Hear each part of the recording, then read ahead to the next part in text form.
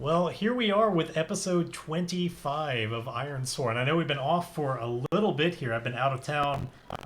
Those of you who are really paying attention to what's been going on know that I've been over at her place. We actually had a couple of duo streams over there that were musical in nature. So, highly recommend that you go back and check out her VODs to see what those were like. But anyway, today we're doing Ironsworn because I am back in my place. And I'm ready to finally take a bite out of this living dungeon. I hope you're feeling ready to tackle that as well. I guess not living dungeon, but living cave. I will. Yeah. It's just brimming with certainty and confidence. I'm really tired. That's okay. That's okay. You're allowed to be tired. As a result of being on such a different schedule, I was all messed up. I was really tired last night, went to bed really early, and but then woke up really early today, which I'm trying to push back because I do have to work a night shift tonight. But it was so weird. I'm used to like having like a little time before Ironsworn, but generally like it's not that long after I wake up. I've got like a few hours. Whereas today, like we streamed this at 3 p.m. my time, and I was awake by like 10 a.m. So I was like. I like first I thought like, oh yeah, I gotta do Ironsworn today, and I wasn't feeling really ready. I was like, oh no. I was like, oh wait, but that's not for like 5 hours. I'm gonna be way more awake and everything by then. So we're coming at this from very different angles. Yeah, not only that, but we had a really eventful camping trip. Even though it was only 2 nights, it was definitely a lot of work. So yeah, I think I'm coming down from that a bit. And coming down from your visit, and that mixed with chronic fatigue and all that, I'm struggling a little bit today. Plus, just a heads up to everyone that I might be asking Jay to repeat himself because we're having some technical issues where his voice goes robotic a lot. Yeah, as far as I know, it should sound normal to all of you on the broadcast, but with our Discord something connection, that I'm hearing. Yeah. So. There may be some repetition, there may be a little bit of just fighting against fatigue, but we will do can to bring the entertainment value to you, as we always do. So if you don't remember where we left off, basically, Grae and Flint had just, in an attempt to escape from pursuers on their way towards the town of Black Falls, wound up hiding out in this cave. They were running from dogs that were chasing them. They ran into this cave, and the dogs like backed up on their paws and just would not go in. And before we had a real opportunity to figure out a lot about like why that might be, what's so bad about going in here, the cave dropped rocks behind us, sealing off the entrance. We're stuck inside to what we've understood to be, having analyzed it a little bit, a cave that's alive. And we know that we've detected that there's another way out of here. We kind of looked at it and sensed that this is not the only way in and out, but we don't know where to go. We need to go spelunking into a living cave that is predatory somehow. Like, it does this to trap people and somehow eat them. We don't know a lot about exactly what that looks like or like how it finds its meals, but we know that it's waking up and it's sensing it. Oh, no. So also waking up is the stand that my lamp is on. It wants to drop down and no longer have lighting. You stay up. You stay up. I hate this thing. Okay, there we go. Ah, digging your tail. So yeah, that's where we leave off. And I believe it's time to introduce some delve rules. So let me move over to the proper delve setup that I've got. So you remember last time we took something to really figure out a little bit about like what this place was like, and it's, as you see, it's named Hall's Breath, and it is an ancient cavern. We determined that this place is like we were liking the idea of like this cave was just this like mammoth sort of living creature that was just older than old, like possibly even like predating the like iron pillar that we're going to, like just absolutely ancient, that we might discover all sorts of just lost relics or signs of civilizations that we've never even heard of before. We don't know what we're going to find in here, and our objective is just find a safe exit. We're not going down to like retrieve any particular artifact or something, though such a thing might exist in here. Our victory condition, as will be evidenced by how much progress we're making. It's just going to be how close are we to finding a safe way out of here. Obviously, we can't just turn around behind us, but find that way out. And if you're unfamiliar with Delve, but are familiar with Ironsworn, which, by the way, is the game we're playing. I guess I haven't mentioned that today. I mean, I said it by name.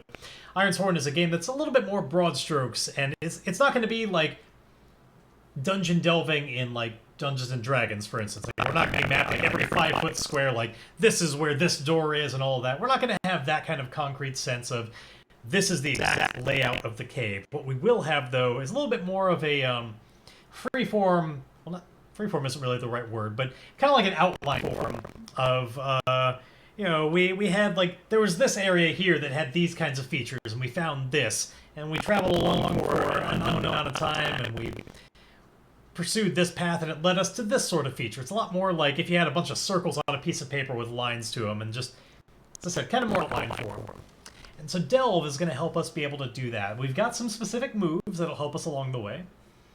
We're going to be, you know, delving the depths, and certain outcomes are going to happen. And like the rest of Ironsworn, it's going to be up to the two of us to interpret those and figure out, like, what's an interesting way to interpret those results. You'll see that in action soon enough. But just figure I'll take this opportunity to mention that, as always, these sessions are completely unprepared. Neither one of us is especially the GM. Neither of us has done any kind of prep on this. We're just interpreting results on the fly, and we see where it goes. I have no idea what's going to happen today. She has no idea what's going to happen today. There are no rails to stay on. Anything is possible. And if you in chat have any ideas about how we should interpret results, or something that would be interesting to you, please, by all means, shout it out. Let us know what you're interested in, and we'll do what we can to see how that might fit. And if it's good, then it very well might be incorporated. So, first things first, let us start off with this delve. So, we stopped last time with us pursuing into the darkness with this like cacophony of I forget what sound it was that got made that just got more and more distorted. But there's something like that, just some weirdness that happened, and we like just went into the darkness until, from the camera's point of view, there was just no more. I forget if we talked about.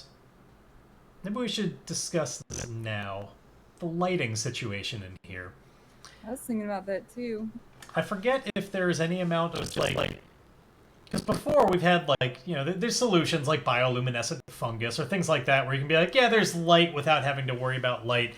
I like the idea this time of like, no, there's no light except what we bring. Like, it is so dark in here, and like we only see just this narrow radius around us. It's super claustrophobic, but also just like mysterious because you never know what's around you. And of course, in order to navigate around here, we have to have this beacon showing we're right here. It just has this. I really like that in this place. Just pitch blackness, other than maybe some isolated spots where maybe light will dabble in. Like maybe certain rooms will find a kind of like safety in there being, you know, a crag that opens up and some bare amount of light dabbling in. But for the most part, I imagine this is just pitch blackness, other than whatever is around, like our lantern or... No, we described before it was your hands, I believe. We're going by your glowing hands. I think I remember talking about that. Well, yeah, that was definitely one of the things I was going to do for lighting. And I was also curious what our supply level looked like. So here's the problem. We are currently fully at 0. We are unprepared in here. Yeah. Now, since you mentioned that, I do want to bring up one of the moves that came along with Delve. Delve is, if you're unfamiliar, a supplement for the original Ironsworn. The main book of Ironsworn you can get for free, but Delve is a paid supplement that has got a lot of cool additional rules like these kind of dungeon delves, but also what came along with it was a new move called where is it? Check your gear. So it's particularly relevant in situations like spelunking or going into caves. Like sometimes we want to know very specifically, like, do we have this object? Because our supply, as you mentioned... Yeah, sure. What's up? Is spelunking an actual word? Yeah. Yeah, it means exploring a cave. Oh, okay. Yeah, it's a cool word. Why? Yeah, because I've heard it a lot, and I've heard it in that video game that you play. Oh yeah. But yes, it means cave exploration. Okay, cool. It's like a hobby, or just activity or whatever. But yeah, so particularly in these kind of situations, it can be helpful to know, like, do we have rope, or like when we get to like something where we want to climb down, or you know, do I have any more arrows? Like sometimes it's a lot more important. Like, do I have this specific thing, especially when our supply is low? Because usually in this game, like, Ironsworn doesn't really tend to care all that much about a lot of like what specifically in our backpack.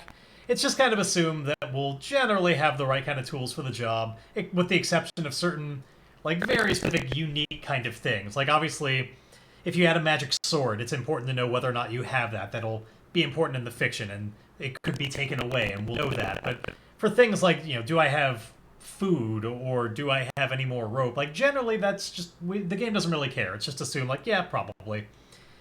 Unless we decide that we don't. So there's this move in here called check your gear, when we want to know, like, no, it's really important. This will make a big difference whether or not I have this specific object, even though it's just kind of this lame nothing thing like rope. We can find out if we have it by rolling our supply. Here's the downside, though.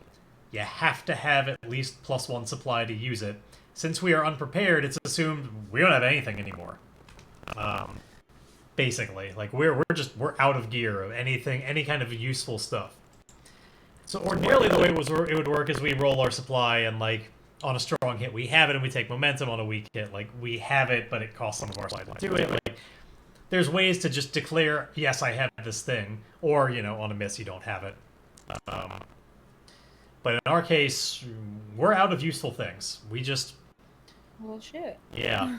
Not a great time to be stuck in this cave. Now, that being said, as we explore this place, some of the things that happen are, like, we might reach an opportunity. We might find something very helpful for us. And so I want to keep in mind that one of those opportunities that would be really useful for us might be, maybe we do find some stuff to replenish our supply a little bit. A room of, like, adventurers who were here before that were consumed, but their gear is left behind. There are ways that we still might be able to make lemonade. But at least starting off, we don't really have anything except our wits and our bodies.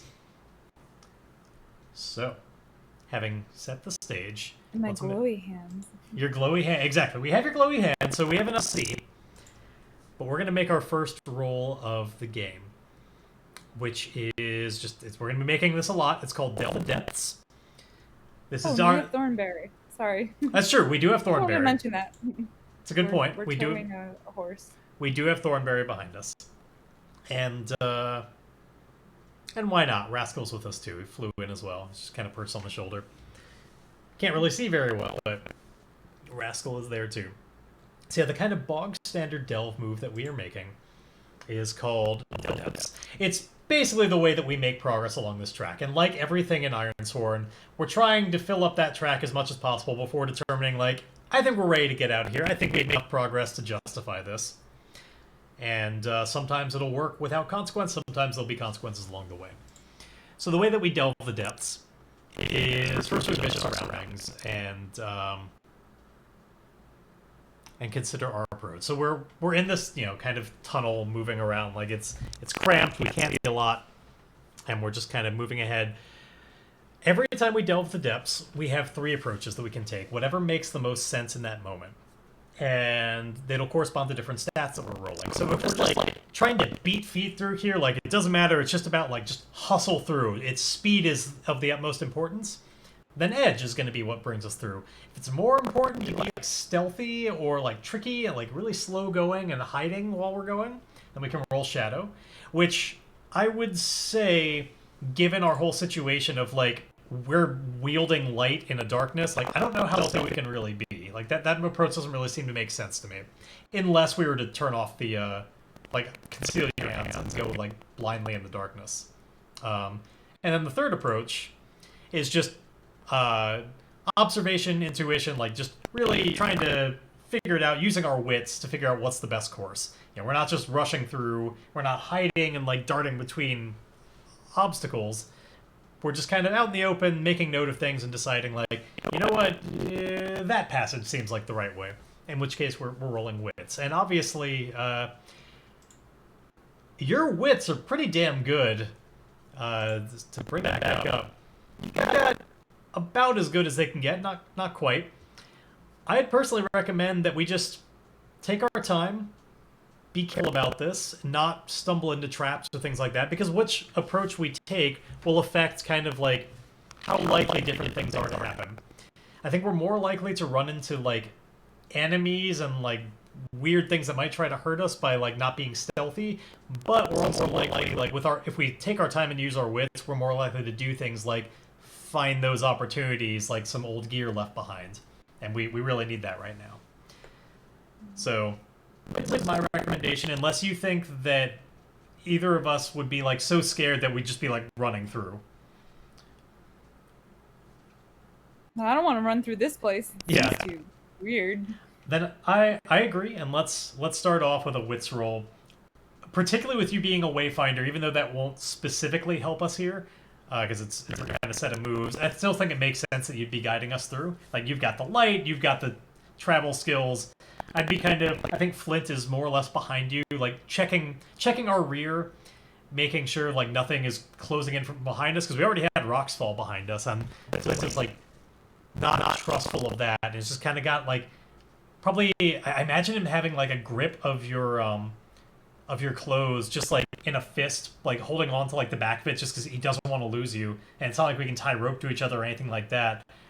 It's just like super paranoid right now of getting lost in the darkness and separating from each other. So I'm like kind of walking behind you, your clothes in my fist, loosely, just enough to make sure that we don't screw up or anything, and just checking our rear while you kind of guide us through, and he trusts you to find the way.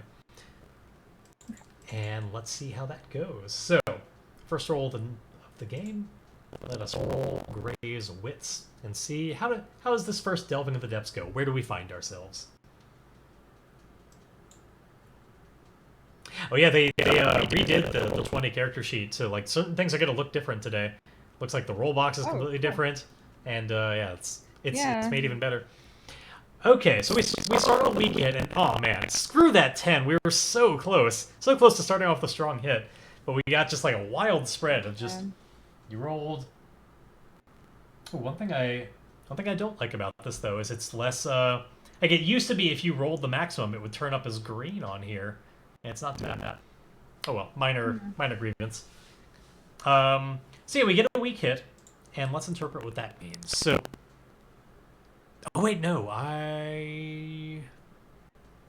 let's see. It's been a while since I've used these rolls. I may have it a little bit wrong. Oh no, so far so good.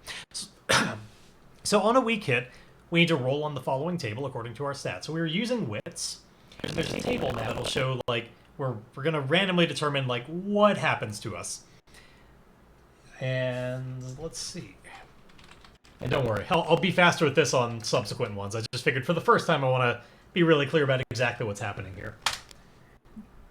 Okay, we rolled a 1 on a D100, which means... So this lands us in the 1 to 40 category of Delve the Depths under Wits. Again, there's this whole table I'm rolling on right now. There's a 40% chance of this happening, but we mark progress, but we also reveal a danger. Other things that can happen were like just mark progress with no danger. We could have chosen to either mark progress or find an opportunity. We could have gotten to do both of those things. Or if we'd rolled on the other side of this, a perfect 100, we would have gotten to mark progress twice, but we also reveal a danger. So just kind of like different things will happen depending on what we roll. In this case, we get progress, but something bad happens.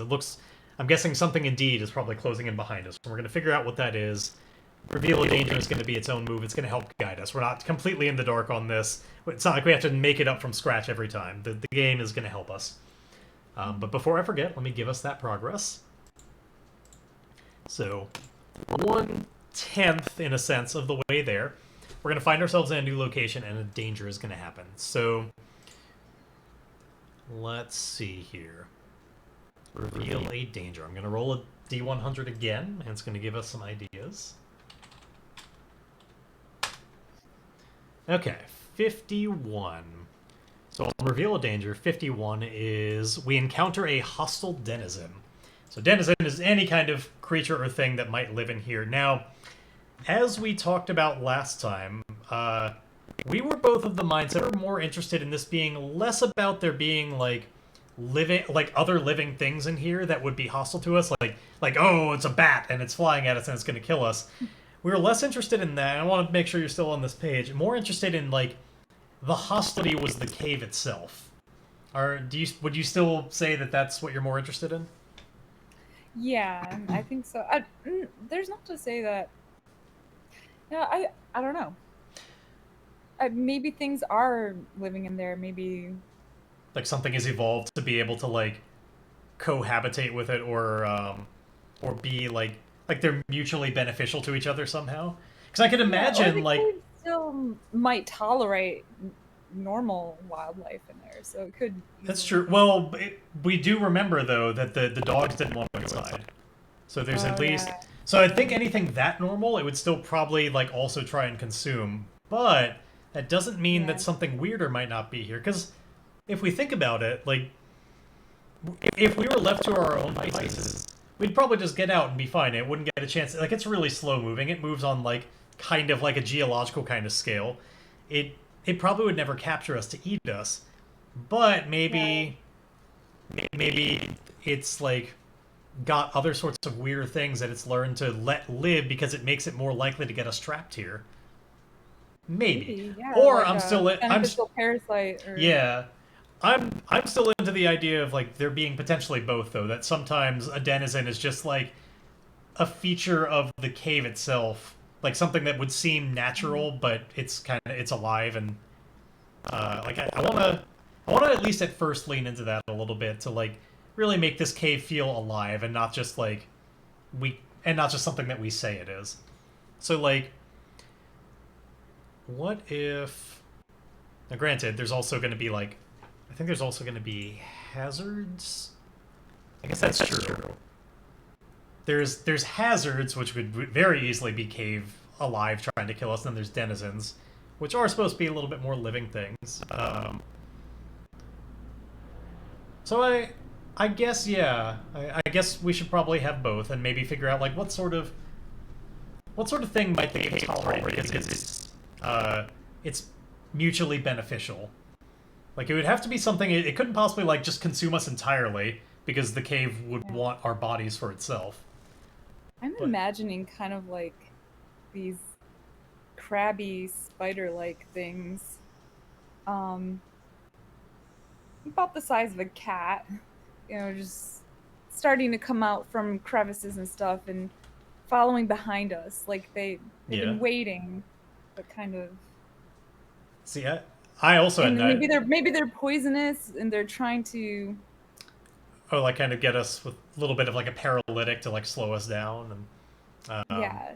I had an idea as well that I want to pitch, and we'll see what we're kind of more interested in for this denizen.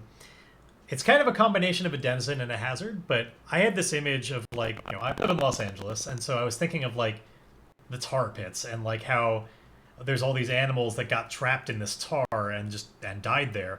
And I had this image in my mind of like this like softer part of the cave where like it was sticky and like tar like that, but also inside of it were like these sort of like tar creatures that were like trying to like grab us and like pull us down into it a little bit more. Sort of like I was thinking at one point we would come across something acidic because it probably wants to dissolve us. Sorry, which that I think could fit really well in if we wind up with a hazard. There might be some kind of like acid spot. Well, chat, does anybody here have a preference on those two ideas? So we've got, on the one hand, we could be being followed along by sort of like more like poisonous style crab creatures. On the other could be more of these kind of like emerging from like a thick mud sort of like humanoid tar-ish things that want to just pull us into like a sticky situation. If anybody has a preference on that, please shout it out. Otherwise, we can certainly just randomly determine which one to go with. One of the ways this game would encourage us to do that is just set just one to be the likely option, one of them to not be, and we'll just roll an oracle to determine like which one happens. So I think I'll give yours as being the more likely one. Just because mine gets a little bit weirder there. There you go. I feel a bit more accurate. Oh, there you go. Yeah, exactly. We've got Gray's antlers on. I need to embody my character more. Exactly. Just get into character. Gray has antlers. That's true. Now, thanks to the Will-o'-the-Wisp Queen. That's true. Spirit thing. Oh yeah, I forgot. For all this delta, if I can, the Roll20 sheet can do it for me. I'll have to do that. Moving on. All right. Where is the thing I'm looking for? Ask the Oracle. All right. So we're gonna find out which of the two is it. I'm gonna say your crab things are the likely option, and my little mud tar things are the unlikely option. So is it going to be the crab things? Yes. All right. So yeah, coming in behind us. So since Flint was the one watching in behind, I imagine Flint would get a sense of it first, as you're like. Yeah, well, he hears it. Like yeah. The little skittering. Attack of yeah. the skittering noises. We hear that in the darkness, and we talked about how everything echoes weirdly here. So it was probably hard to identify exactly what it was at first, but it's just like this ticketing sound. I couldn't tell if it was like just one thing getting distorted or a lot of them. I want to get an idea of where we are when this happens, though. I don't think we've gotten very far. Oh no, I don't think we're very far at all. But I mean, just like features-wise, like what are we looking at when we see him? And still in the cave, going deeper, and there's probably stalagmites and. Well, one of the opportunities that we have here is these cards will help us figure that out. Now, granted, oh, you know what? Yeah.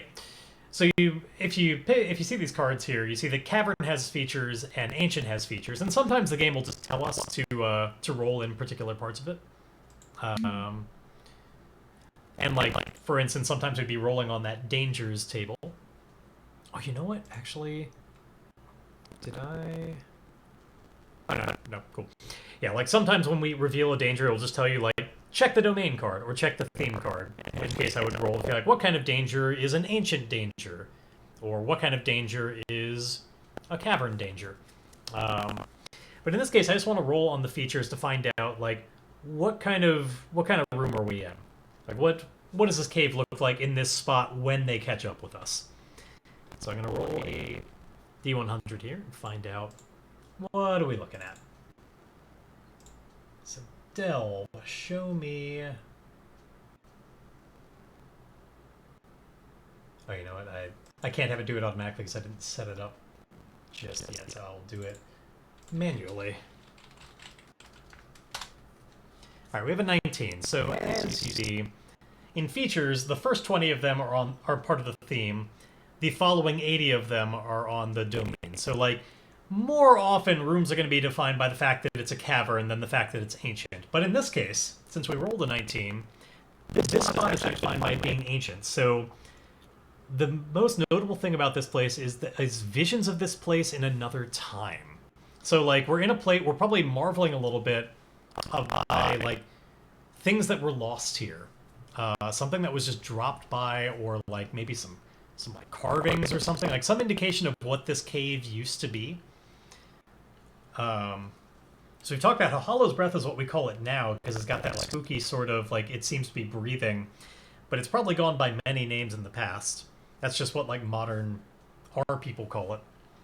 I'd love to get, like, kind of an indication of, like, what this cave was considered by different people, and I like the idea of it indeed being like old, faded, like, cave paintings or something of, like, a time when maybe this was less hostile and, like, people used to live in here, and then, like, maybe something changed. But I also like the idea of there being, like, just huge crystals, and maybe they made their homes out of it.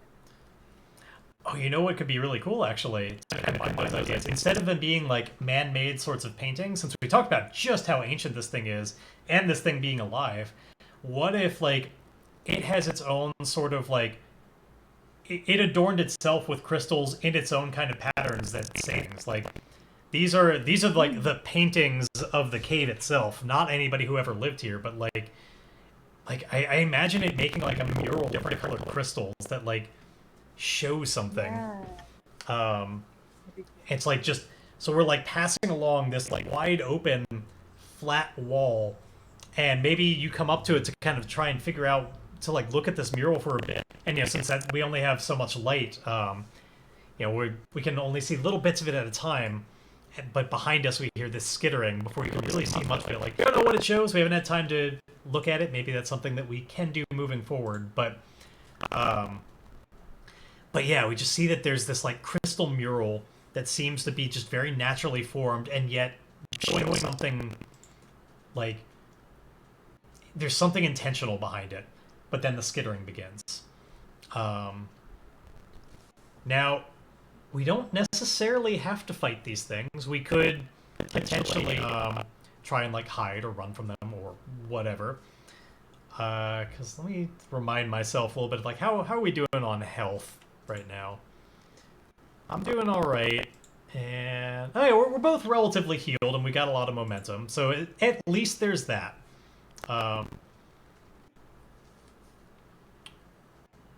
Let's see.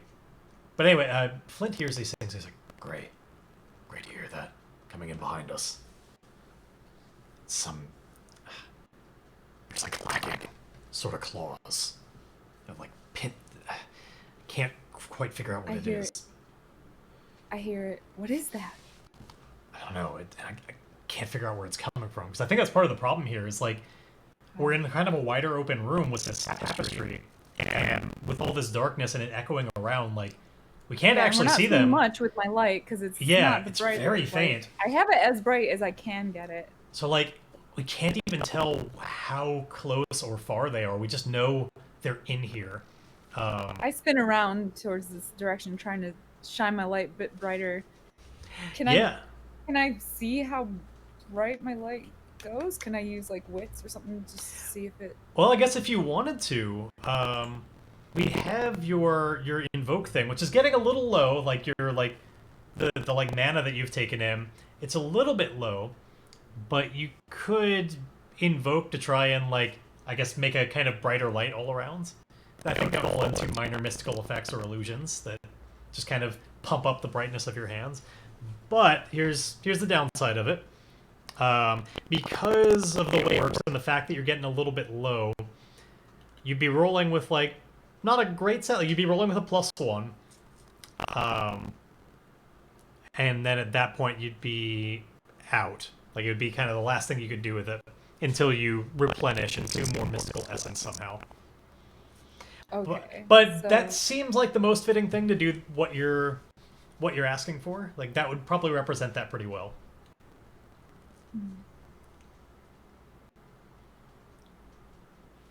Because that's what I would do. Okay. Then cool. I'd just be concentrating on making it brighter. Cause I Sounds good. See. Let's make that happen then. What is that? So Grae concentrates on her energies to try and bring this light out more so we can find where these things are. And it's going to cost some essence. It might do a little bit more, but it's going to allow her to secure an advantage to get a bead on, like, where are these fucking things? Which will help us quite a bit.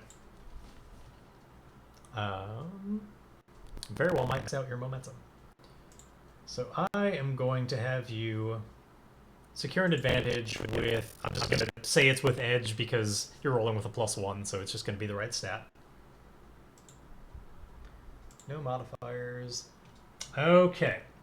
So, as it stands, you have a weak hit. You could burn momentum to make it a strong hit.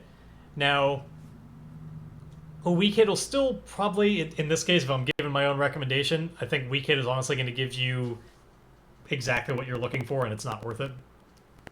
You should probably keep the momentum. In theory, you could burn it, get a strong hit, and then like your momentum would go up a little bit at the end. But to give you the specific difference, yeah, hold on to the momentum. I'd recommend it because With weak hit, it's just your advantage is short-lived, take +1 momentum, and that's the most you can get anyway before maxing out. So it seems worthwhile. So in order to make that make sense, I think what happens, like, it's if the advantage is short-lived, I imagine it's like it makes sense. Your essence is getting so low, it's gonna get harder to hold onto it. Actually, hold on. There's one more thing that I didn't consider when I made that recommendation, which is because of the way Invoke works, on a weak hit, you do have to endure 2 stress, and you're already at 0. Oh. So with that in mind, I might I might change the recommendation to maybe it is worth burning the momentum here. To Okay. it's because I don't want to hurt you. Like if we mapping out what would happen there, if you did the weak hit, you'd go down by 2 anyway, because like your spirit can't take it, so it would burn 2 momentum right away. And anyway, stuff would happen. But since this is indeed a strong hit, we reset your momentum. Let's move that down. So you burn that, turn it into a strong hit. You will take +1 momentum on a hit, because you got one. That's just how Invoke works. It's up, Genius. You will then get the benefits of a strong hit on Secure and Advantage, which are you have one of 2 options here. You can either make another move right now, take +1. Like if we wanted to just use that, what you gain to like be better at diving right into battle with those things, that could give us a +1 right now. Or you can just learn a little bit more about their positions and take 2 momentum. So again, it's between more momentum to help build that back, or do a better job when we try and just like do whatever it is we're about to do next. It's kind of like long-term or short-term benefit. I'm sorry. The robotic noise is going like really quickly now, so it's like every 5 to 10 seconds. Gotcha. And so I'm it's sorry. Interrupting what you're saying. I'll go for that again then. You have 2 options because of strong hit. One option is to just take 2 momentum right now. The other option is instead of that momentum, whatever you do next will have a +1. So for instance, like if next we're about to dive into combat with these things, we'd have a +1 on that just because we see them so well. Okay. I want to keep the +1. Okay. Yeah, do the +1 thing. Cool. Because as soon as I see one of those, I'm probably gonna like try to fire my light at it. Like, and it would freak me out. I think it makes sense anyway. Like the way that the light helps us, that makes more sense. That it helps with this specific task. So let me bring down your Invoke, because you still have to. You're out of essence. But I just want to check something real quick.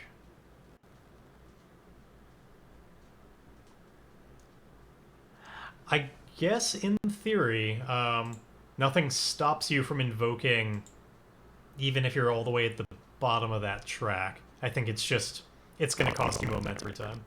Sorry, that was more a note for myself than anything. It's going to cost me what? Momentum. Oh, okay.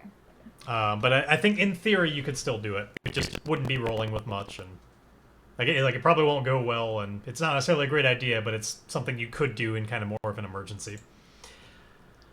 But with what you just said, so you would be trying to kind of like, I see it as like just bringing up just bright light, and then as soon as you get a beat on them, which you do, you see, we should figure out like how many of these there are, but you see where they are, and maybe like coalesce light into just like a sort of blast that goes at them. I imagine there's a lot, like yeah, around 20 of them, because they've been I definitely see it swarm-like, yeah.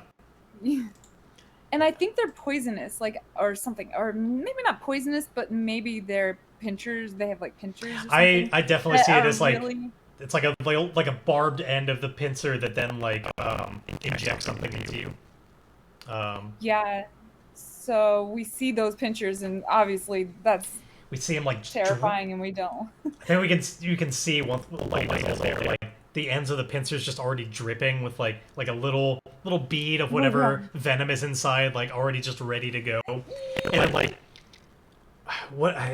it like drips onto the floor, which then just has like it starts just like bubbling as soon as it hits the floor. Yeah, and like it like bubbles and then like thickens and hardens into something, and so you can just imagine that happening like inside your bloodstream. Oh god. Yeah, so let's start off the fight. Let's enter the fray, as it's called. So yeah, these things are designed to drive us further into the. I think they're designed to do two things, like drive us further in, and then also like slow us down, because I imagine like once that's inside us, like it's just harder to move forward quickly with that coursing through our veins.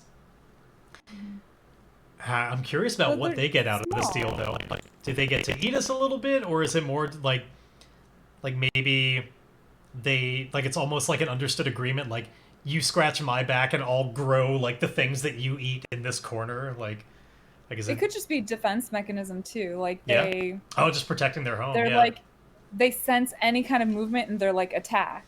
I like that idea actually. Maybe they have babies. They're trying to. I think there are fissures in this cave, like in the floors and stuff. Like I imagine they live like an ant colony, in like cracks of the floor, and so like they're all spilling out of this crack, and you see that, because they like, feel the tremors, they know we're nearby, and they're protecting their babies. That otherwise, like there's just like, I don't think they eat humans. I think they eat like some manner of like, lichen or just natural growth of the cave that the cave provides. Yeah, like a fungus or something. The cave provides it because it knows that it'll slow us down in its attempt to protect its home. Yeah. So it's like a kind of symbiotic kind of. Exactly. Symbiotic. That's the word I've been trying to search for this whole time. It kept slipping me. Symbiotic. Yeah.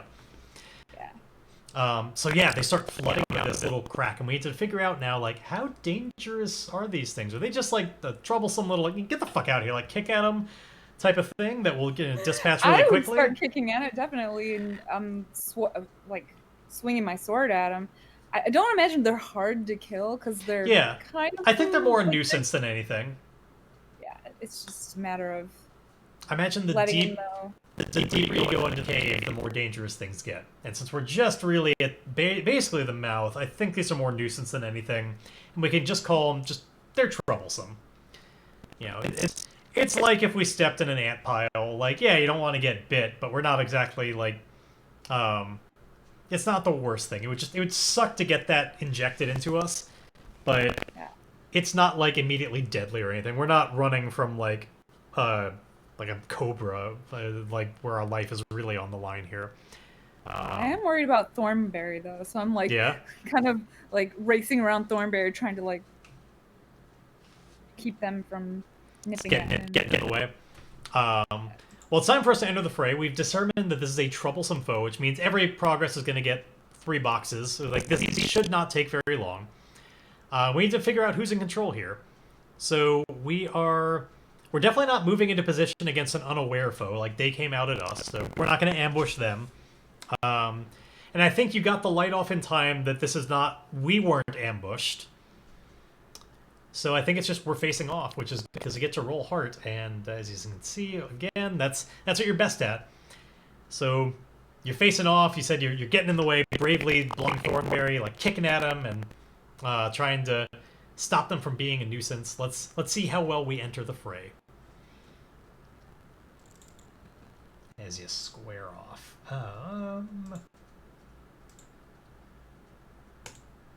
Oh, I forgot to give you the +1 on that, so it doesn't matter. It's a strong hit either way, but you actually got a 10, not a 9. But awesome. Start off with a strong hit. Just kick the crap out of them. I think. I think it actually just more sets us up in a good position. This doesn't represent the actual, like, hitting them yet. It's more just, like, how well are you positioned to be able to hit them? Like, how well did you indeed get in the way between Thornberry? You got a strong hit, which means you have initiative and +2 momentum. So let's give you that. You are ready to just kick the crap out of them. As a quick reminder, in Ironsworn, the way combat works is there's certain things you're allowed to do when you have initiative, certain things you can't do. You're generally more defensive and protecting yourself when you don't have initiative. When you have it, you can be a little bit more aggressive and like actually bring the hurt on them. Because she has initiative, she can bring the hurt. So Bring it. So what is your approach on this? As you have the initiative, how are you trying to bring the pain to these crab monsters, to drive them off and leave us alone? And what's the number one priority at this moment? I think I am.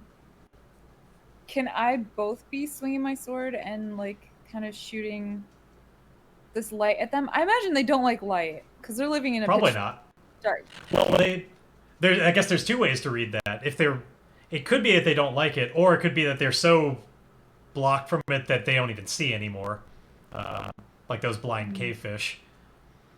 Yeah. Which would explain all the more why they get by that tremor feeling. Where we are. Yeah. As a more direct answer to that question, though, like, you can be doing both, but in the end, we're going to be figuring out, like, what move are you doing, like, what stat is that correspond to, which ultimately is going to kind of go down to, like, one or the other, really, like, what's kind of the main focus. Because as another way to think about it, like, these are the moves that are available to you. The main one that you'd be doing when you have initiative, as you do, is probably striking, which is just the most direct, like, just do damage combat move. You have initiative, you get in close quarters, you use iron, or if you're from range, you'd use edge to kind of, like, aim it at them. Now, unfortunately, you're great at either of those. I know. But you can also, let's see, there's also like advantages you could set up. Like if you were instead just trying to, like, just get into a good position to, like, have like Flint, who's better at iron, get in there and kind of beat him up. That's also a good option. Okay, so I think it could be a cooperative thing where I'm trying to shine my light so that he can see. Oh yeah, just keep on. Just be like, Flint, get them. Okay. That sounds like a good... Now, we could do this one of two ways. We could just have you do a, like, there's a move, aid your ally, which is basically you could secure an advantage on my behalf to try and, like, build me up a little bit more. So we could do it that way if you want to, like, really actively do something. We could also just figure it as, like, really it's Flint that's acting right now, and I could just do something. Whichever... If you have, like, is there something in particular that you're thinking of, like, visualizing that you're doing to, like, is it really just focusing the light, like, making sure that I can keep an eye on them? Yeah. Okay. I think so. Then yeah, why don't we... Let's give you something to do. Let's have you aid me, see if you can really set me up. With an aid your ally move. Here we go. Aid your ally. So it's basically another secured advantage on behalf. You might be able to give me that kind of +1 or something. Which probably was what I would like, because I'm already maxed out on my momentum. There it is. So securing an advantage, this would definitely be with your wits, I think. Just following them, keeping track, you know, channeling your magic the right way. And uh-oh. Not what you want to see. We get our complication. Now, one benefit to it is you're going to advance your learn from failure track. That's good. I'll often forget about that, but yeah, so you're going to get a failure. That's good. Oop, wrong thing. I want this to look like that. But we need to figure out something really bad happens there. The thing that I was thinking of, like, if you're focusing on your magic, I imagine, you know, a magical sort of kickback, something weird happening with that would be an interesting complication. Like, Like, because you've already brought your essence all the way down. You're like trying to keep it going beyond when it's really meant to. Like you've burned through your mana, like really pushing it. I wonder if I imagine it kind of like if you were like redlining an engine, and like eventually it just kind of like blows in a way. Is one way to look. We can also, for the very first time, look at the randomly roll a ritual. I forget what like blowback. I forget what it's called. It's like ritual. Like when a ritual goes wrong. Let me see if I can find it. What is it called again?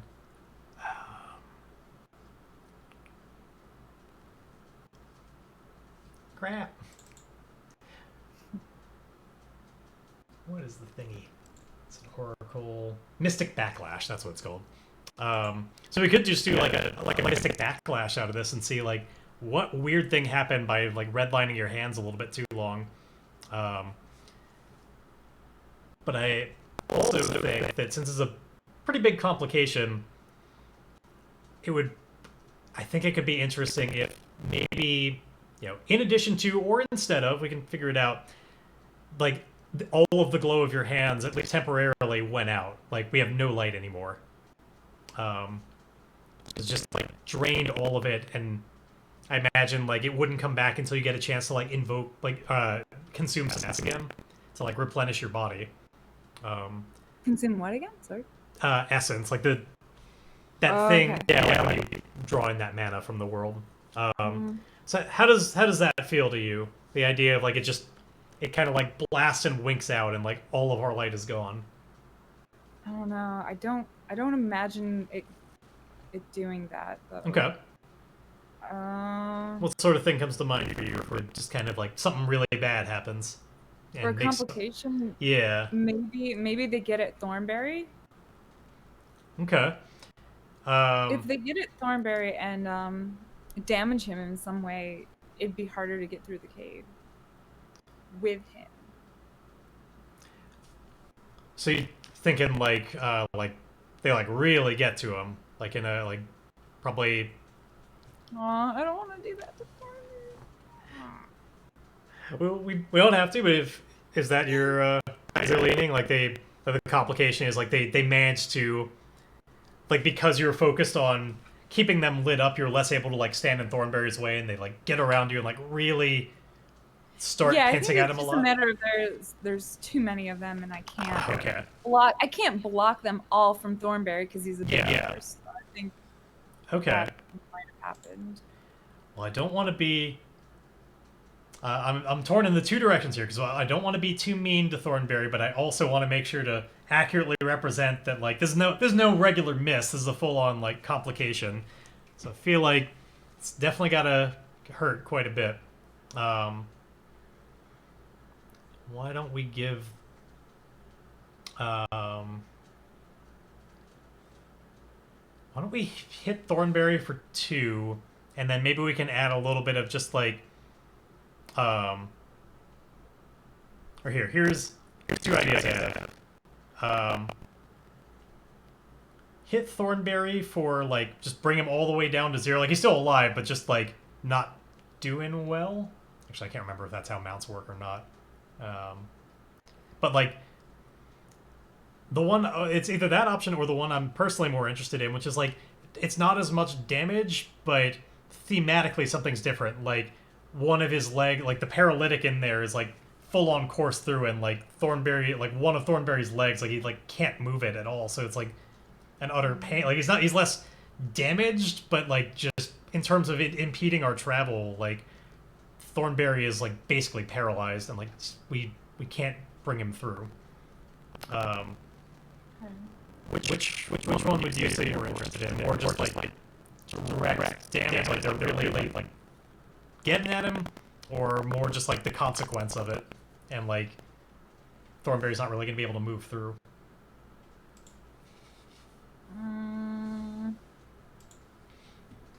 I like that they're more the damn it, I don't want to make it so he can't get through. Like I don't think it'll be literally impossible. I just mean like it'll make things significantly more difficult. and potentially something that we just have to just like treat or deal with before we can move along. Yeah. All right, so go with that kind of option. Yeah. All right. So yeah, let's. It just sucks. We get a complication. We have to choose what the complication is, and it's just like. You gotta. Yeah, it's like choosing your own switch. Like how do we? Yeah. How do we hurt ourselves? What is the method of our own punishment? So there's a companion endure harm roll that we got to do right now because they still just did pinch at him and do some damage. Let me find that on here. I've never actually rolled it before. Companion endure harm. Let's see, like, how well does Thornberry take the fact that all these pincers are coming in? So they suffer a health equal to the amount of harm. Yep, already done. I imagine he kicks at them and starts. Probably a little bit, but in effect, like he's a horse. Granted, war trained, so not like completely freaking out, but it's not like you're on top giving particular guidance right now. So it's like probably trying, but can't focus all that well. But let's see what happens.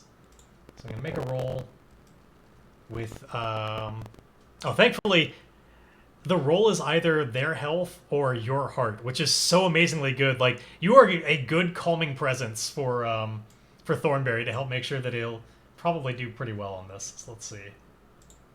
Plus, it's really dark, so I can't imagine he'd be able to see to run anywhere. Yeah.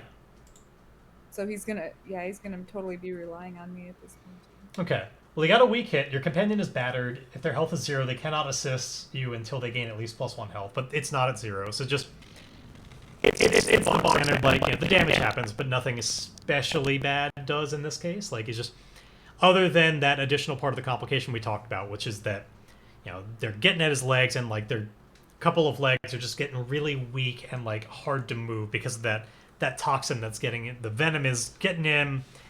And, like, even on a horse, it's starting to make his legs weird and hard to move. He's having trouble getting around, which is the other reason he's probably not going to run off. Kind of can't. So, yeah, they get at Thornberry. But I can still see where all the... I can still see them. Flint still has initiative. Unfortunately, on a complication, like on a miss or even a weak hit, Grae has lost initiative for the moment. Flint still has it. Flint is going to try and make use of what you did to dish out some hurt, and hopefully not lose it as well. Because if so, we're probably going to be a little bit more of an impasse and have to defend ourselves against these crowds. Oh, you know what kind of makes sense about them going for Thornberry? If they sense danger as a result of the tremors, he'd be making the biggest tremors of them all. He's a full-on horse. Like, they're just like, oh shit, that's the biggest danger. Look how heavy that is. Yeah. Look how much it's rocking the ground. Attack that. So, yeah, that makes a lot of sense. All right, so Flint is going to be a lot more direct about this. He's got the setup. He's got the iron to try and just get in close and try and step on him. Because his technique is a lot more wrestler-y, or not wrestler, but like he grapples, which I don't think he's not going to be literally like putting him in chokeholds and stuff like the tiny little crabs, but he is just going to get in the fray and just try and I think it's best represented by he's running in there fearlessly and just trying to stomp on them before they can pinch him and like dashing around, just trying to crack their shells. Probably more focused just to make sense of the complication on the ones that aren't attacking Thornberry, because there's a lot of them. Maybe we can get to the ones getting the Thornberry soup, but his initial focus had been on the ones you were shining your light on and not the ones that got around. So I'm gonna strike with iron, and we'll see if my brawler comes into play. I guess, the only thing I get from Brawler is if I secure an advantage. If I were Sorry, what's that? Is there anything stronger than a success? Like a... There is an opportunity. Like if you get a... that same thing that made a complication, which was doubles. If doubles happen and we already had like a strong hit, then it turns into an opportunity. And it's that same sort of thing. Like something especially good, even beyond a strong hit, happens. We've seen some of those. Okay. They might happen. Any given roll, there's a 1 in 10 chance of a critical of some sort happening. So if I had an idea in mind, I'd try and secure an advantage to just, like, get that potential to do harm, but I can't really think of anything that's different than what I'd just be ordinarily doing. Like, it says, you know, such as hitting, tripping, or smashing. And, like, sure, I'm trying to smash them, but that's what I'd be doing no matter what. I think that one makes more sense if I were going against something a little bit more human-sized and human-style combat. I'm not going to be, like, trying to trip the crabs first. This doesn't make a lot of sense. If they're... I'm imagining them as, like, I don't know, like, that kind of size. Like, roughly just regular, like... Well, I guess crabs come in a lot of different sizes, but... Hey, thanks, KO. So let's just smash. Stomp our way through here. Oh, god damn it. Another complication? Jesus Christ. No! Flint apparently didn't realize that he had holes in his shoes or something, and smashing with his feet directly was not a great idea. So, first things first, this was a full-on miss on Clash, so I'm going to lose initiative as well. I'm outmatched and I must pay the price. My foe has initiative. Or sorry, that was reading the wrong thing. But my attack fails and must pay the price. The enemy has initiative. Basically the same thing. But also, we need to make this into a full-on complication somehow. So, I'm definitely going to get hits in this process. That's for damn sure. And I think it's probably the same sort of thing as, like, if we're making sense of this, I think it's like Thornberry. Like, I think they've gotten an opportunity to inject me with enough. While I wasn't able to stomp on any of them. Like, they're quicker than I think. And before I know it, I'm just, like, in the middle of all of them. And then they, like, collapse in and are, like, pincing at my ankles from behind. And, of course, you know, Flint doesn't even see like a normal person. I think the only reason your light was helping is because it's a magical light that, like, I think shines through even in his sort of, like, more mystic way. What's up? I thought he would at least see better having No, I think we talked about it when the body happened, and there's something a little bit more mystical behind his blindness, and we talked about how it's kind of core to the character, and I wasn't interested in making that go away.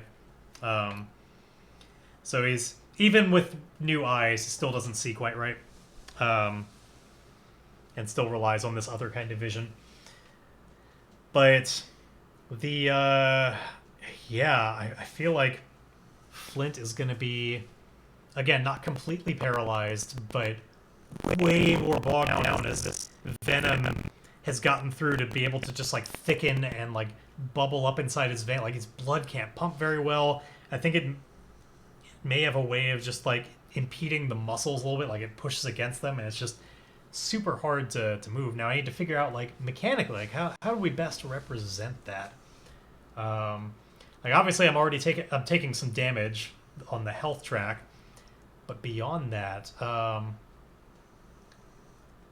think it could make some sense to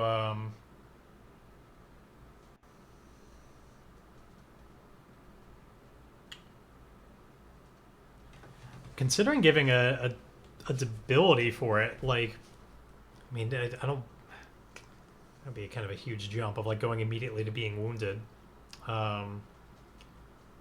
Just trying to think of the best way to represent this. Other than just in the fiction, like... Actually, yeah. I'm just going to do this entirely in the fiction. Rather than making a numerical change. I think if it was enough to, like, mostly paralyze, but not completely a horse... You know, Flint's not nearly as big. I think he's literally, like... His legs are fully paralyzed.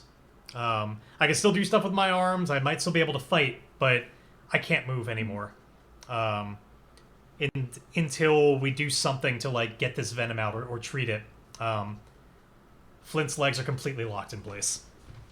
I think that just makes the most sense. Now, let me endure some harm as well, because they still had a miss on that, and it makes sense as they were pincing in that they did some just raw damage. So they did... They're just troublesome, so these troublesome things are being quite troublesome. Right? A bit more deadly than... I know, right? So my health goes down a little bit. I'm going to make the move to see. It might go right back up. And one of the good things about making an endure harm roll is if I get a strong hit on this, that still counts for getting initiative back. So that's good. It's another opportunity. Anytime you get a strong hit on anything while you're in combat, you get initiative. So, where is it? Suffer move. Endure harm. I shall be doing it with my... I guess it doesn't matter. My heart and iron are the same. I'll just try and grit my teeth through it. Okay. Sadly, no. I get a miss. Oh, I guess I have a couple of marks on my learn from failure track now. Let me do those before I forget. We are not off to a great start here. This cave is, this cave definitely wants to kill us. Okay. So a miss on endure harm. What does that do for me? I also suffer -1 momentum. If I'm at 0 health, which I'm not, I have to mark... Alright, there's more badness that would happen if I were at 0 health, but I'm not. I just need to move my momentum down.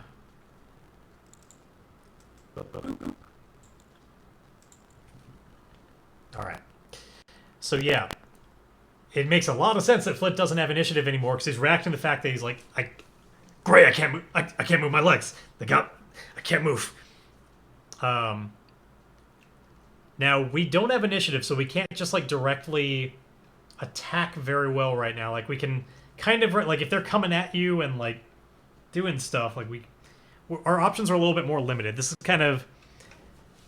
The crabs are doing something, and we have to kind of defend ourselves against it a little bit more. And I think in this case, maybe they're, like, starting to... They're, like, climbing their way up Thornberry. Because they got there first, and are like, they've moved up along his legs and are starting to try and like get onto his main body. Clearly, in a place where like their venom would be all the more dangerous. Like maybe they'd be paralyzing like lungs or something up there. I don't know if they could get up on Thornberry because remember they're like cat size. Yeah. I don't know if they're that maneuverable. All right. Well, what do you think the crabs would do as their next way of like trying to kind of bring the danger to us? What's the next step? Something that we'd have to contend against. Can we just see that more are coming? I don't want them to keep... It's a little weak. They gotta have a little bit more active nature than that. Otherwise, it's there's not too much that not too much real danger if they never really act on their own behalf.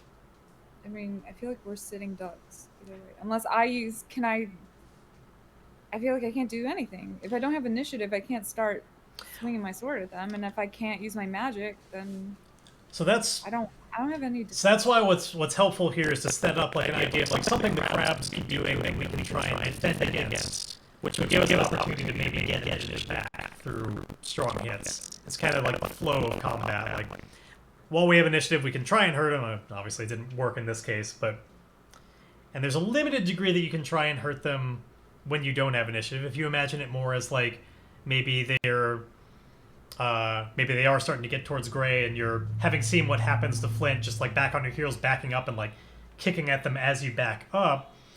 That could be more of like there's a move called Clash that kind of represents that, where you're like you don't really have your feet set and you're just trying to barely cause some damage while you more protect yourself defensively. Like there is a move for that if that's what's most important. But it can also be interesting just have them like do something that we would need to like face danger against as a way to kind of keep the combat interesting. But if what's coming to mind is them just kind of like rushing at Grae and like you're just trying to like fend them off, then a clash might be in order. It is something that you can do to kind of cause damage while you don't have initiative. Okay. Yeah. Okay. So yeah, they some contingent of these crabs, since you're nearby Thornberry, the ones that were starting off with him, I guess, get enough of a sense that you're also a dangerous target and start nipping at your heels as you try and just avoid that while indeed, like, I imagine it's just you kicking at them while doing it. Is there some other way that, like, while backing yourself up, you're hurting them? Yeah, I just imagine that I'm kicking at them. Okay. Then let us... Unless I can be swinging my sword, but... You could kind of just, like, while backing up, just, like, almost, like, like with like a broom almost, just kind of swaying it across the ground. You could do that. Either way is iron. It just helps us kind of imagine um, what makes the most sense, especially if something wrong happens. So let's roll your iron. I don't think I've ever used shadow. Like in the game entirely? Definitely have. Your shadow is. But I would need momentum.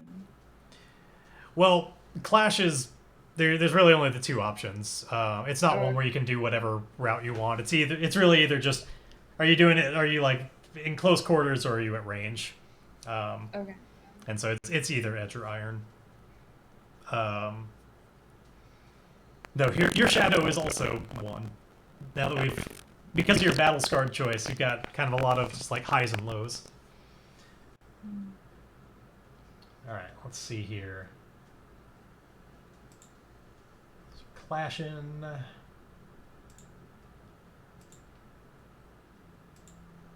With your iron. Okay, so here's a fortunate thing.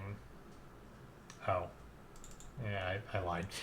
The reason the game thinks that you can burn momentum to make that a strong hit is because I never told the game, I never told Roll20 that you've already burned it. So it thinks your momentum is a lot higher than it is. So instead I only have bad news for you, which is that this is a miss. We will figure out exactly what that means in a moment. Now, it could be that what we might need to do if this goes really badly is just to run away. Now, granted, Flint can't really do that right now with paralyzed legs, but are both of his legs paralyzed, or is just one? Yeah, could I maybe like hop on? Both of them was the way I envisioned it, as just the way to really make it was a pretty high complication. It was a double 9, so yeah. So both legs are fully paralyzed. We're dead. Nah, we're doomed. We can get out of this. It's over. Game over, man. Game over. Well, I'm going to give you one more tick on your learn from failure track, because you at least get that. You know, the one benefit of us doing so much failure this time is we're going to really learn from it, if we survive to do that. So there you go. One more tick on that. And then, so yeah, Clash on a fail is the one where, yeah, you're outmatched and you must pay the price. Your foe has initiative.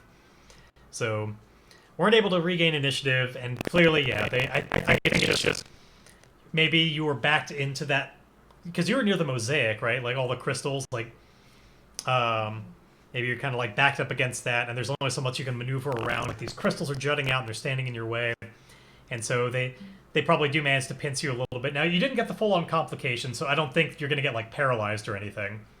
I think we can reserve that for when something especially bad happens. Because again, they're only troublesome. It's not like every time they hit, they're going to paralyze us. I think that's only because we happen to get 2 really bad complications in a row, where they just really were able to sink into the muscle. But I think if we can't move, that's like a death sentence. Well, you can. I can't. Well, Thornberry and Flint. Thornberry can kind of move. Flint is the only one who's like paralyzed. Thornberry has a little bit more mass to him. Alright, but first off, the most obvious pay the price. They were able to pinch you a little bit, so your health goes down by their amount of 1, because they're only troublesome. Let's have you endure that.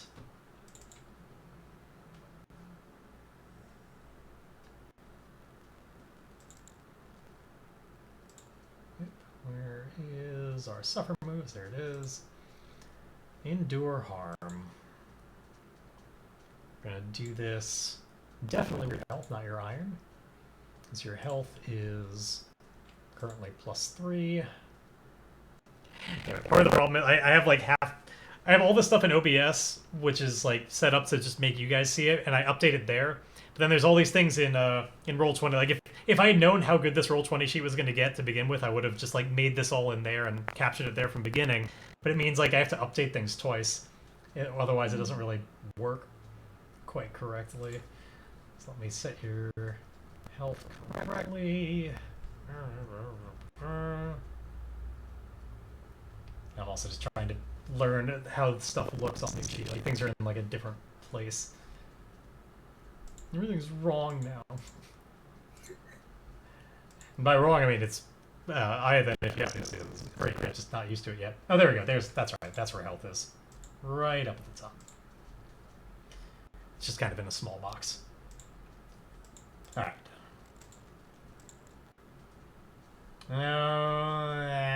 I should have updated your momentum as well. Same thing. The only reason it thinks you can burn momentum is because I've basically lied to it about what your momentum is. That's wrong. I'll reset that now so that stops happening. Your momentum should be 3. There. Done. So sadly, same thing as before. You don't endure it very well, so you're going to lose 1 more momentum out of this. It just goes down. You know, it's kind of representing what we as players are feeling right now. Like, things are not going our way. We do not seem to be just, like, really rolling towards good success right now. A lot is going wrong. We could sure use some help from reality at the moment. But it's still the crab, like, they still have the initiative. We don't. So let's see. I like the idea, like, I don't want it to always be just them attacking. I like something new happening that we could just face danger against, because it will give us some more stats that we might be able to kind of rely on, as opposed to our combat stats, which aren't necessarily the greatest. So what if, because there's some other thing that we haven't seen, like, are they just as simple as, like, just pincers? Maybe there's something else they can do. Like, what if they can make kind of like a sort of like high-pitched sort of, almost like a scream sort of thing that, like, together just raises up and echoes in the cave to be like this, like, really horrible noise they have to contend with, and we just have to, like... Maybe it's nauseating. Yeah, ooh, I like that, yeah. It's a certain frequency that creates nausea. Especially if... vomit all over them. Maybe it even, like... Maybe it resonates more with, like, if you get injected with the venom, like, it kind of resonates with that venom and makes you more nauseous. So, like, perhaps Flint and Thornberry are the ones who are, like, really facing this, but since Grae hasn't been fully injected yet, like, you're safe, like, you don't really feel it, but it's happening. Like, it doesn't matter, like, Thornberry we're not going to worry about.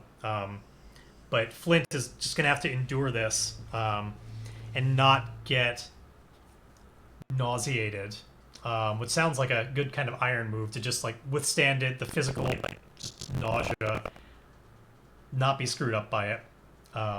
So I'm gonna face danger with iron to try and just not fully lose it, and toss my cookies.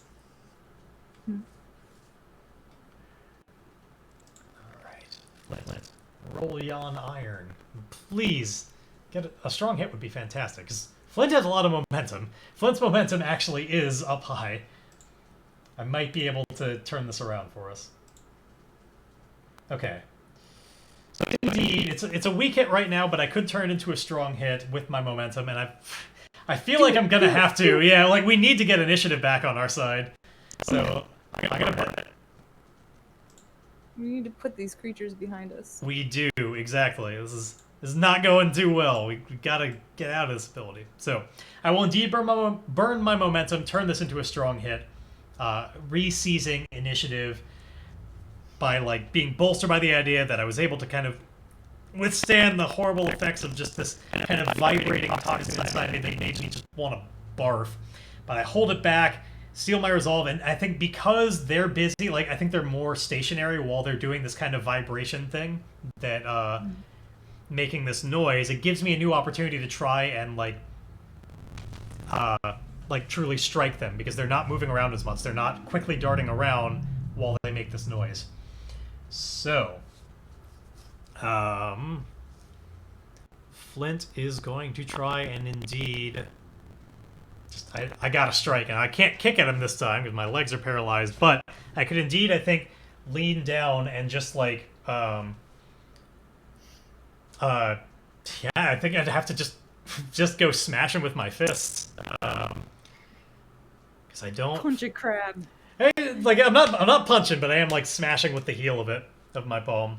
To doing a little bit more hammer fist action on just like a couple of crabs at a time as best I can. I guess I could... Oh, you know what? No. I'm indeed gonna... I'm gonna make use of my brawler talent here. I'm gonna secure an advantage. Now this will suck if I don't wind up being able to cause them any damage during this if I like lose momentum, but I'm gonna secure an advantage because I think there's so many on him right now that's gonna be a problem. At first he'd just be trying to like sweep them away just to be contending with fewer of them because he doesn't want to keep getting injected with more venom. So he's just like leans down, takes his arm, sweeps him aside to try and just be dealing with fewer crabs at once. So it's still just a move, but it's secure an advantage, and because of my brawler talent, if I get a hit, which is strong or weak, I will also inflict some harm. So I imagine the way I envision that is if I get a hit, I sweep arm hard enough that a few of them like smash into the wall and like crack that way, because I slap them aside really hard. And if I miss, then well, that sucks. So here we go. Let's try and make something good happen here. Secure an advantage with iron. Let's turn this shit around. You gotta be fucking me. Another complication. What the Son of a bitch. Oh no. This is bad. This is bad here. Now, once we figure out exactly what happens here, I'm gonna... God, 3 complications in this combat against a troublesome enemy. We've done nothing. They're supposed to be really easy. I'm so glad we didn't set them any higher than that. Jeez. What was I gonna do first? I'm gonna need to pay the price, and something more complicated is gonna have to happen. Now, I'd love to come up with something new that's not just like more paralyzing stuff, because I don't want that to get old. But a good complication could be, like, if we're making enough... If, like, our shouts and, like, worries are enough that maybe they trigger something in the cave happening. Like, if we're feeling this doomed and starting to get this paralyzed, maybe the cave is like, shit, my meal's ready! Like yeah, maybe something else in the cave hears the screeching of the... Yeah. That could be almost like the sign that the cave listens for that to be like, okay.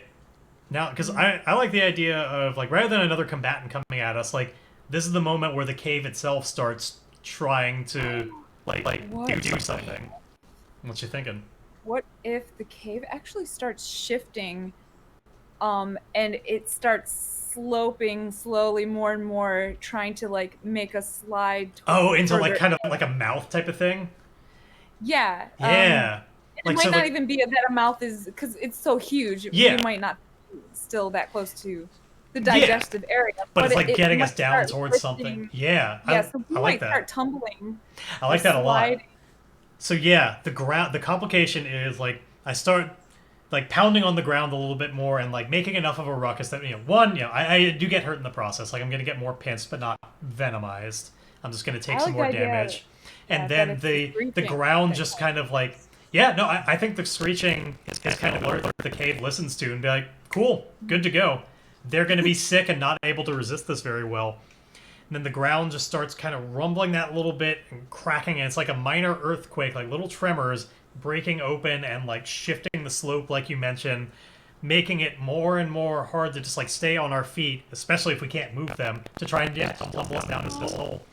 Thornberries, like, what the fuck is going on? Yeah, we're going to have to make some rolls here to see like what the hell happens. Now, upside of this complication is I could see this happening in a way where, like, we pull away from their nest, they leave us alone, and we're out of this combat, but maybe we're into, now we're into the closer to a digestive system. So let's... I also like the idea of once the crabs feel that sliding sensation that they, like...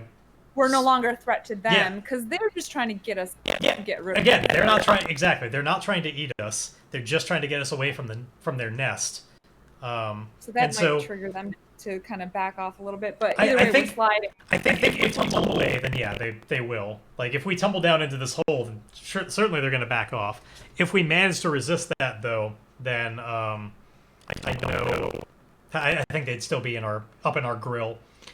But let me get through some of the bookwork here. Let's deal some damage to Flint real quick. Bring that down to a +1. health. You're at +1. Let me endure some harm. Yeah, I definitely like that idea of the ground shifting and it being like it's dinner time.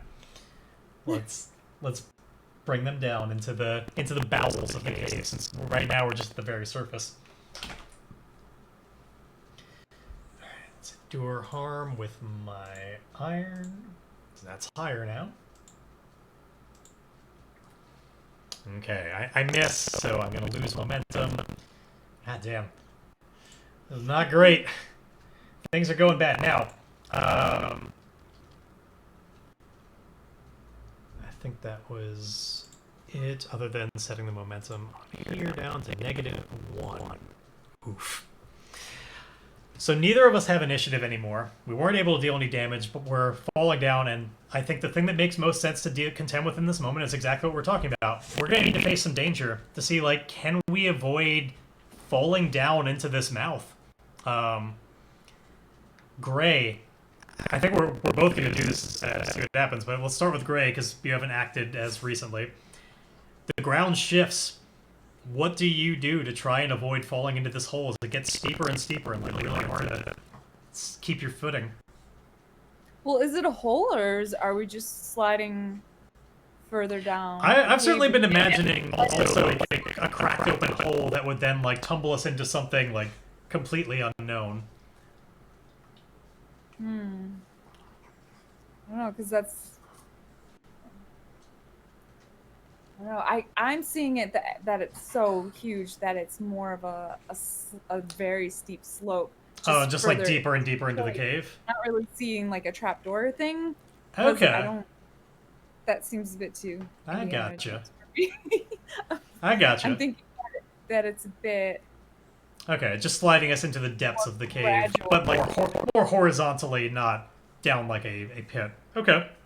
Yeah, like it's really steep. All right. And well, I can see all happening. All the same, it is so steep that you are probably tumbling down this slope if you don't find a way to avoid that. So. I mean, either way, I'm trying to grab at whatever I can. Yeah. Trying to stop myself from falling faster. Okay. So maybe I'm grabbing at rocks or anything that's anchored. Okay. Well, I can see that as happening two ways. One, just immediately grabbing hold to just the ground on you and just holding tight. Or since you're talking about like anything that's anchored, we could represent that as like first you trying to secure an advantage to find like, what's that spot? Like where's the best anchor here? And then try and use that advantage to like grab onto the right thing. It's whichever you'd prefer. Let me go back to your sheet here. Obviously, the advantage of doing secure an advantage would be you'd get to start off by using your wits as opposed to your iron, which obviously one is a lot better than the other. Okay. Though eventually you're probably going to have to use iron anyway. But you could maybe be in a slightly better position when that happens. Okay. Yeah, so then, trying to secure an advantage. So Gray susses out the situation here to find really quickly in your immediate proximity what would be the best thing to kind of like leap towards and grab onto. You keep a cool head to recognize that rather than panic and grab the first available thing, maybe grab the best available thing. Don't grab a crab. Yeah, like if you have to slide a little bit in the meantime, that may be worth it if it prevents you from sliding like all the way in. Because I imagine there's probably a few paths that we could potentially go along, and the way to slide us is not the best path. Because, one way or another, our plan is to go deeper into this, but probably not the way it wants us to. Alright, let's secure an advantage for you with your wits.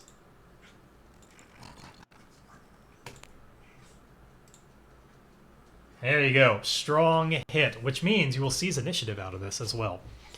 Which is good. Woo-hoo. Congratulations. You had so yeah, you do spot something. We should figure out what that is. Like the best thing, like maybe I think it's one of the crystals because we talked about how you're near the wall, and if you like hook your arm around a crystal or something, like it's probably trying to slope you away from that. But maybe there's one that has kind of a curve to it. And you can almost like arm bar your way in and like help you hold on to the wall that way. And you're able to it's such a good thing. Oh, first of all, I guess we should give you the full benefits of secure and advantage, because you don't only get initiative, you also will get that same choice as before, where you can either take +2 momentum or get a +1 on whatever thing you're about to do.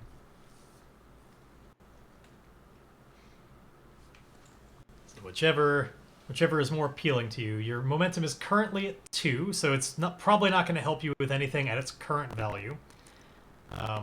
But if you're about to do something with iron, it might help to have that boost since you're not very good with iron. Yeah. So which is your preference?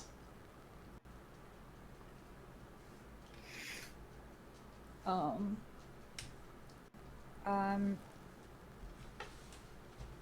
sorry. I was That's okay. not hearing everything. That's okay. So it's the same I'm options like as nodding, but I'm hearing the robot voice in and out a lot of the time, and it's kind of becoming almost like white noise. Gotcha. In a way. So it's the same options as before, where you could either have 2 momentum now, or you could get +1 on your next thing, which is probably going to be an iron move. It might be helpful. Okay.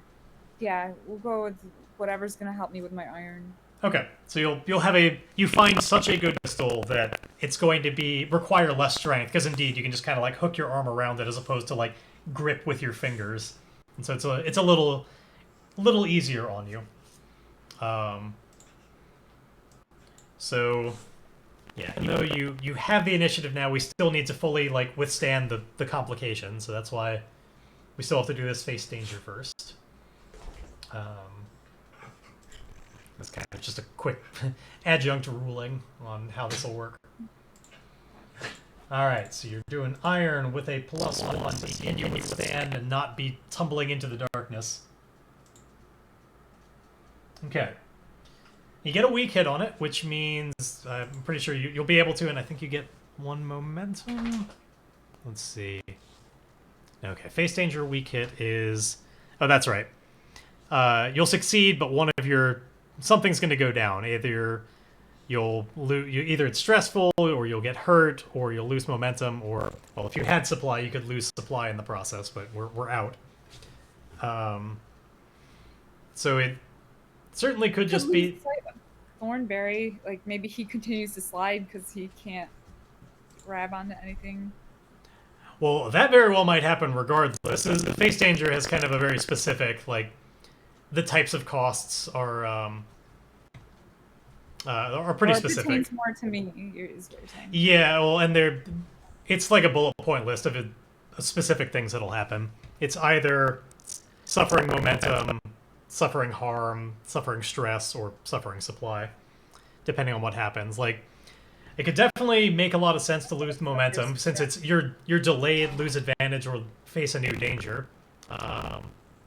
Or yeah, if you think it's about stress, and you're currently already at 0 spirit, so in a way it kind of doesn't matter. That'll hit your momentum either way. But you think it's just really stressful? You think Grae is just kind of like freaking out a bit at it? Yeah, but I mean, if it can't go down any further, then... It can. It's since it's at 0, it'll hit momentum. But you'll then endure stress as well, and like some stuff might happen. Potentially good, potentially bad. Well, yeah, probably not good. Okay. It carries over to momentum. It does. So your momentum will still go down by 1. And there we go. Do it in both places. We need to make you endure some stress here. So as you're like clinging on, holding on against the floor that's sloping against you, you're sweating, recognizing this whole situation is fucked, and like don't really see a clear way out of this. Even literally, like we can't even see very well. So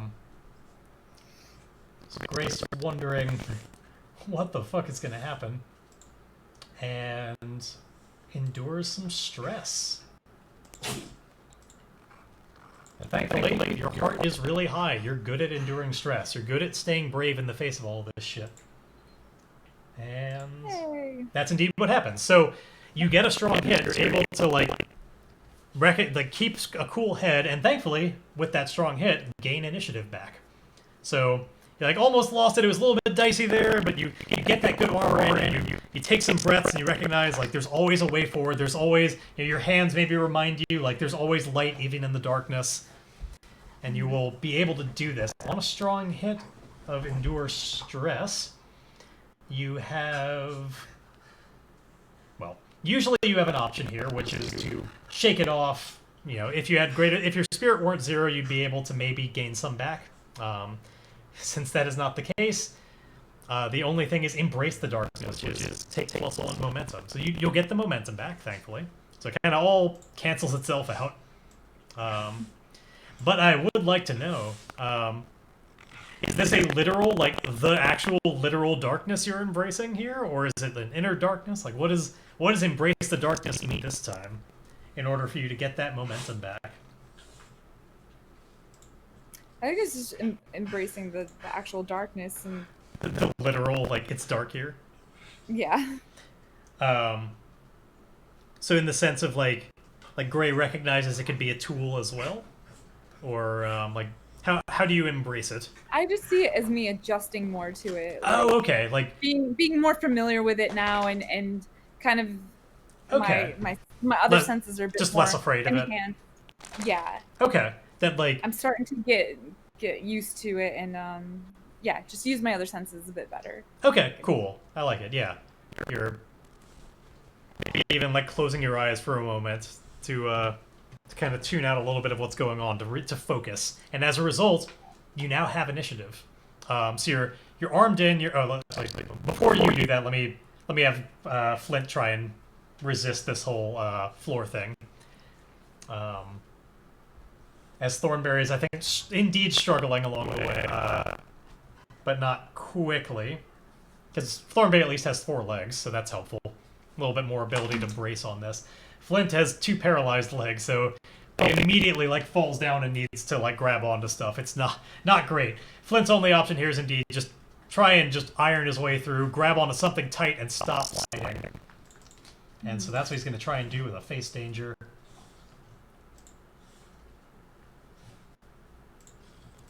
With iron. No! A 4th complication. Okay, Flint is totally like. Okay, the complication that makes sense here. Flint is he's gone in the darkness. Like as much as he was trying to grab onto you and like make sure we didn't get separated, we got separated. Flint has tumbled away down, can't grab anything, can't see well enough, like his head over heels, like can never find a thing, can't grab onto it, and it's just you just hear this Grae! And like echoing weirdly into the darkness and getting distorted into like the sound of a scream. Whether or not it's actually coming from Flint, we don't know. But the cave certainly makes it sound like it, into like this sound of almost like sheet metal being like ripped apart. Is what it gets distorted into as he just goes tumbling down path. We don't know where. We'll catch up with him later. Who knows what happened to him? Good news, bad news for Flint, I guess. He's away from the crabs, but we're separated and we're gonna have to find each other, which is gonna be amazing. But Grae, you do have initiative, as Thornberry is like struggling against it, but so far like not taking a tumble like Flint is. You're locked in. The crabs are nearby, but not currently attacking you. What do you do in this moment to seize initiative? Wait, how come you get to disappear and I'm still like because trust me, it's gonna be a bad thing when I do. Now, if you want to take a similar route, if you'd rather embrace the like just sliding away from it all, you can totally do that, and then just you can't disappear again. You've disappeared for episodes and episodes in a necklace, and now you're like, oh, bye again. Oh, don't worry. It's I'm not gonna be in a good place, and I don't imagine it's gonna take too long to find each other. I just let go and go after you. Okay. Hey, you totally can.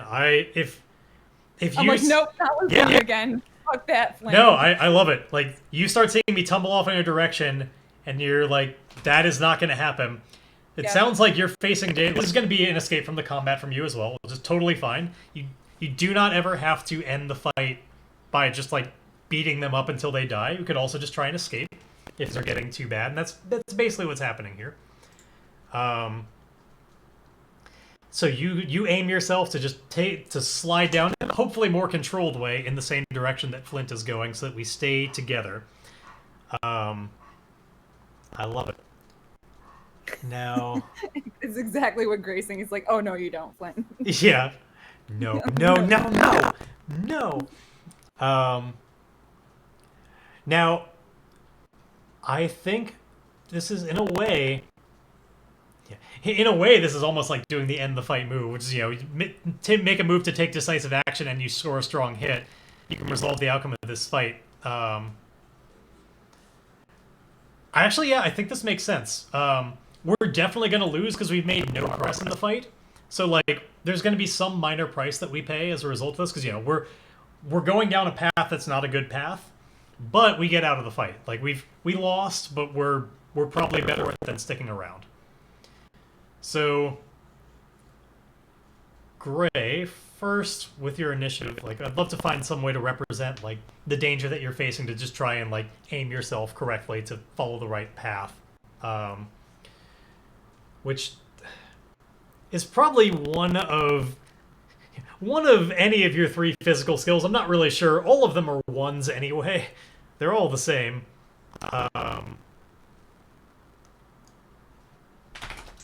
But hey, Jeannie.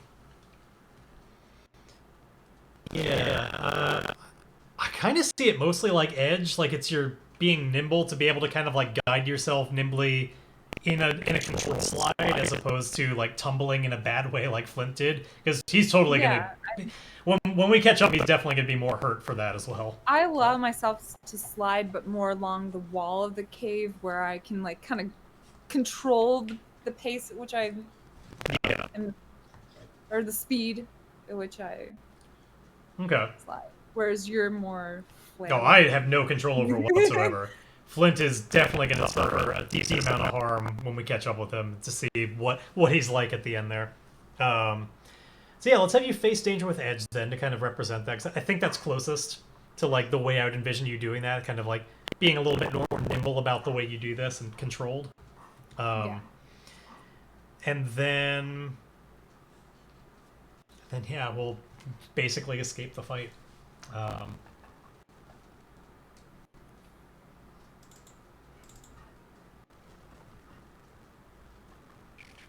Where's your thingy? Okay. Face danger with Edge. Hey, okay. You get a weak hit, which is, it's a weak stat for you, so that's not too bad. It's the same one as before, where like one of your sliders is going to go down. Now, based on you talking about the way how controlled you were of like more slowly doing it, I think that makes some sense for just losing momentum, because it just takes you longer to have to, if you're being that careful about the way you're sliding, like it's just kind of time consuming. Okay. So why don't we just bring momentum down a little bit, and if we're going completely rules as written here, we haven't really ended the fight. But narratively, what makes sense here, like, because of what you were accomplishing with that danger, you've escaped the fight. Now, we totally didn't win. Like, this was not good for us. But you slid far enough away. We already talked about how all they're trying to do is protect their nest. They're not even trying to eat us. So it completely makes sense that if you do this action, the fight is over. But you slide down and are able to follow after Flint well enough. I guess, how do you, like, since we talked about your hands only produce so much light and Flint is going, like, tumbling way faster than you, how do you keep up with, like, which way he's tumbling to make sure that you go to the right place? I think I can just hear him. Okay. I hear, like, vocalization from him, and like also just sorry, just banged into the mic. No, I didn't even hear it. Okay, let's do one more. Let's do one more face danger then with your wits, which is a good stat to just be like, since this is a really echoey and weird acoustics in here, like your ability to figure out, like, to follow with your ears. Let's see how well that happens. You're still like grunting and like calling out my name. Yeah, Flint has he's he's not very like faint and distorted. he's not knocked out. There's something to go off of. I think really the difference between a hit and a miss on this is I think going to be less about you finding me. Like you're going to find me either way. I think it's more like how long did it take you to find me, and as a result, like what else might happen to wherever I am by the time you get there. What else are you gonna what? Like what else might have happened where I am, but by the time you get there. Speaking of it's okay. distorted sounds. Exactly. Flint's getting all robot-y to you. Yeah. All right, so let's face danger with your wits, and see what happens.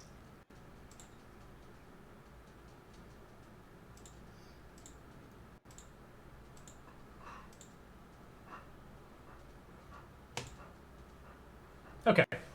No, yeah, same thing as before. It's going to cost you something on one of the tracks. Again, I think what would probably make most sense is like, yeah, maybe just lose a little bit of momentum. Like, it sucks, but unless you want it...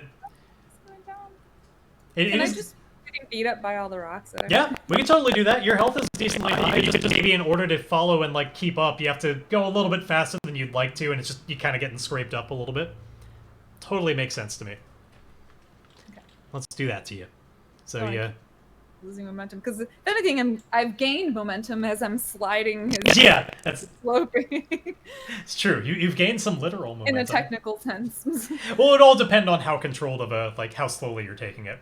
Like, but if we envisioned it as you having to indeed slide, slide a little bit faster to keep up, then that definitely makes sense. I'm using that slope to kind of help me, but it's just a bit more controlled and. Oh hey, you know what? I have some good news for you.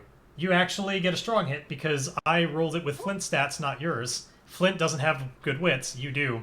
So that should actually be... Oh. That should actually be a 9. So you have a strong hit. I rolled the wrong thing. That's why it even says down there, you can see Flint, not Grae. Oops. So yes, you're actually... That's actually a strong hit, so you don't have to lose anything. In fact, you will gain momentum out of this. Hey. Good. Yeah. I screwed that up. But yes, you're successful, and you take +1 momentum. So indeed, you're able to do that without hurting yourself. You gain some literal momentum. You kind of figure it out enough and find a good path to slide down a little bit smoothly and do it safely. You're smart. You know how to do this without posing a danger to yourself. Now, let me give you that momentum. We need to deal some harm to Flint for what happened when he tumbled down, and figure out where the fuck do we find ourselves when we get together. Like, what is this place, and just how bad is it? Because we've gone basically where it wants to send us, and as we talked about, that's probably not the way we'd like to go. Alright, first off, I'm just setting Grae's momentum appropriately, and then... He's got to have more damage. He's already... paralyzed. He does. It's not a great time for Flint. He's only got +1 health right now, and that's about to go down. I'm about to deal 2 to him, so it's going to be 1 and a momentum hit. Because he took quite a tumble. He bangs his head on a. Oh, totally. I think he minor concussion. I think that was more or less what I was thinking. He's definitely banged his head on a rock pretty bad, and like has got some blood going down, and the world is pretty fuzzy and weird when you get to him. So his momentum is going to go down by 1, and his health is going to go down by 1, because technically his health went down by 2, and he couldn't do that. I need to endure harm.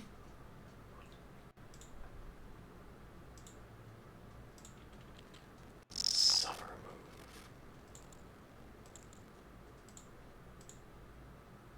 Maybe his wing flaps are all torn up. Yeah, a little bit. His little underarm flaps.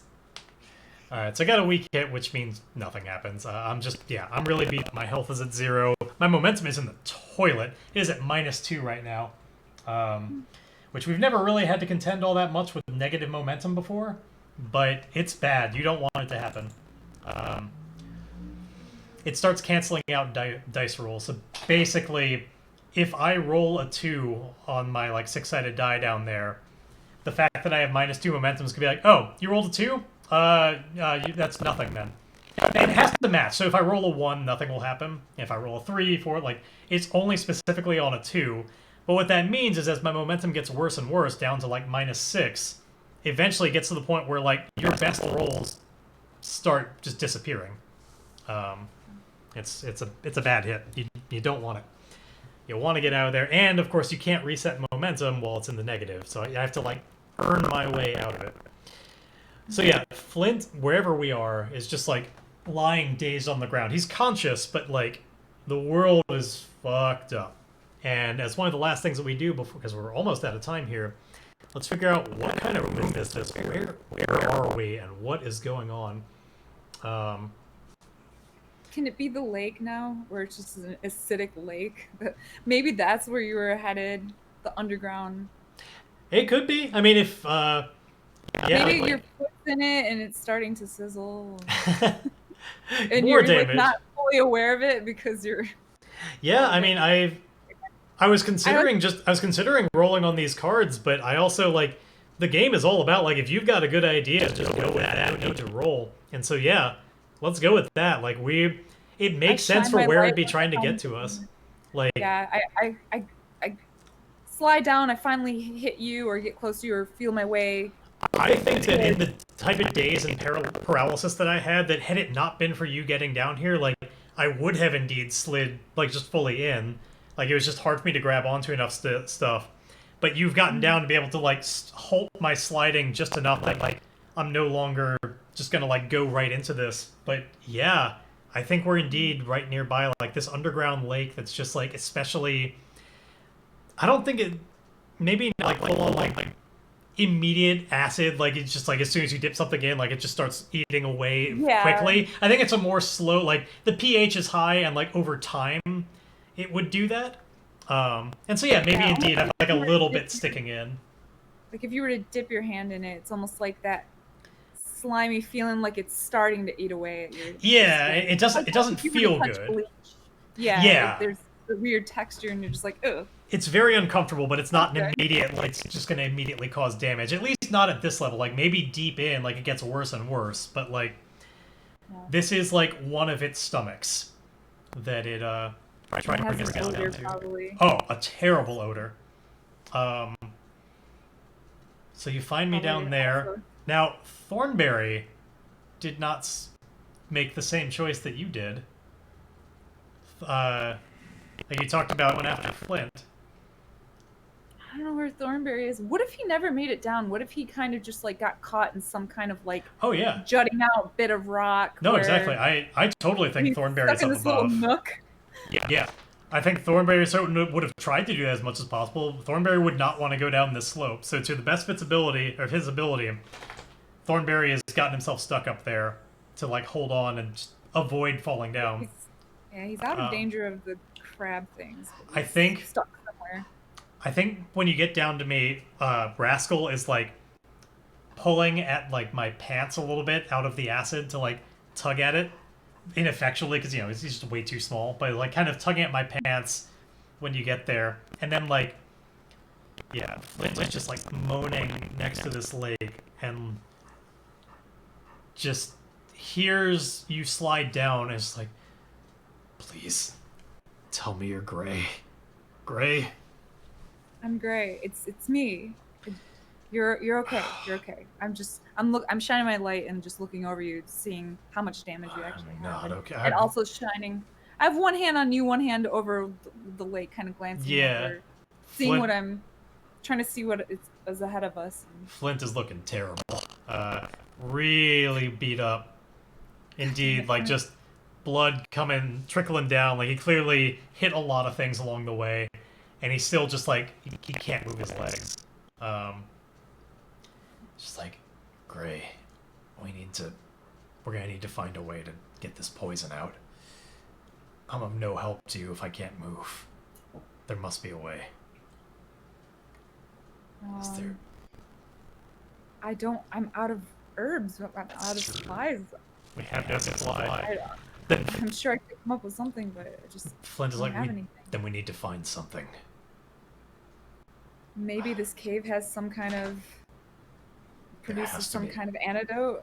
I can try and forage, but I don't know what's out there. Grae, we're gonna have to. Oh, there's no way. I rip off a piece of cloth from one of my tunics, just kind of tie it around further up his limb, so maybe to prevent the poison from getting any further. I don't know if that actually works in real life. I've heard of people doing that. Yeah. Hey, we're not in real life though. We're in a magical fantasy, so we don't have to worry about it. Maybe I just do that as a precaution to both of his legs. I think since we're basically out of time here, the last thing that we'll do in this session is I think Flint will indeed just like take your hand and be like, make haste, Grae, but I believe in you. You can find something. And Flint is going to be asking you to part ways briefly, just to try and find something and come back. And perhaps next time we'll have your like attempts to scavenge something that you can use for herbalism I hope to help draw out this poison in my body. Who knows what kind of strange things we can find in here that so perhaps Grae has never worked with. So is Grae willing to do that? Like, because I know you went after trying to make sure that we wouldn't get to. Okay, cool. So I guess like, so Grae like goes off. Like I'm guessing.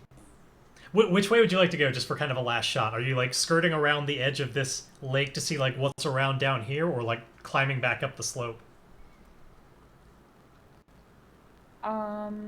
Just for an appropriate visual. I don't know if the last shot is me leaving. It's just so much as we're looking out over this massive lake. Okay.